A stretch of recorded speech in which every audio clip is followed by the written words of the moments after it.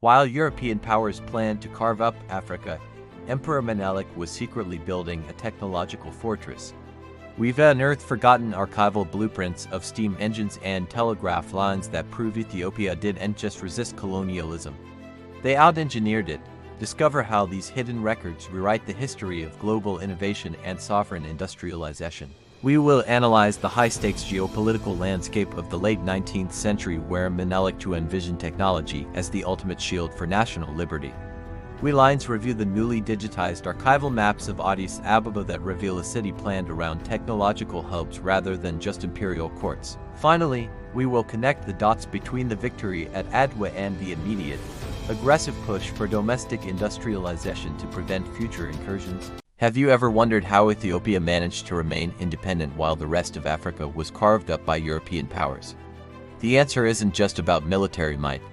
It's a story of brilliant strategy, foresight, and technology. Let's dive into the fascinating world of Emperor Menelik II and his technological revolution. In the late 19th century, the scramble for Africa was in full swing. European empires were using their industrial advantage to dominate the continent. But Menelik II saw this not just as a threat, but as an opportunity. He knew that to beat the colonizers, he had to play their game, but on his own terms. His goal was simple yet audacious: build a modern, sovereign Ethiopia, free from foreign control. So, how did he do it? He started by connecting his vast empire. Imagine this: instead of messages taking weeks to cross rugged mountains by horse, Menelik envisioned instant communication. He initiated the construction of a massive telegraph network. We can even look at archival blueprints from the era, which show the meticulous planning that went into laying hundreds of kilometers of telegraph lines. These weren't just wires, they were the nervous system of a newly unified state, allowing Menelik to mobilize troops, gather intelligence, and administer his realm with unprecedented speed. This network effectively bypassed the need for colonial infrastructure, keeping control firmly in Ethiopian hands. But communication was only one piece of the puzzle. Menelik also embraced the power of steam. He commissioned the construction of the first railway in Ethiopia, connecting his capital, Addis Ababa, to the port of Djibouti. This wasn't just about moving goods, it was a strategic artery.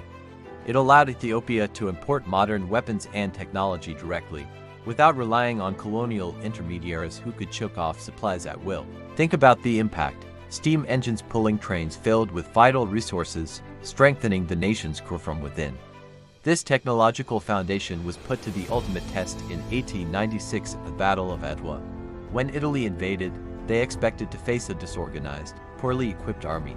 Instead, they were met by a unified Ethiopian force, coordinated by telegraph and supplied by a growing logistical network.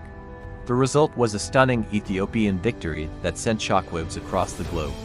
The triumph at Adwa wasn't an endpoint, it was the beginning. It vindicated Menelik's strategy and supercharged his push for industrialization. The victory secured Ethiopia's sovereignty and created the stability needed to build factories, schools, and hospitals. Menelik's legacy shows us that technology, when wielded with a clear vision for self-reliance, can be the most powerful tool for national autonomy. He didn't just win a battle, he built a nation. Thanks for watching.